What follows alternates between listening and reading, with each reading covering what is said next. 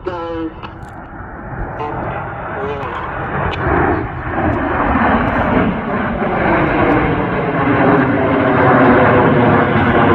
the front row of the Chevron, at the far left-hand side, is red 5. It's Flight Lieutenant George Hobday. George is in his first year on the team. He's a former Typhoon pilot, having flown with 11 Aboard.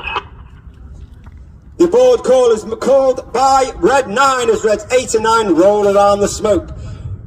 Red 8 smoking red, Red 9 smoking blue. Watch for the colour change as Red 1 flies the tornado down the line.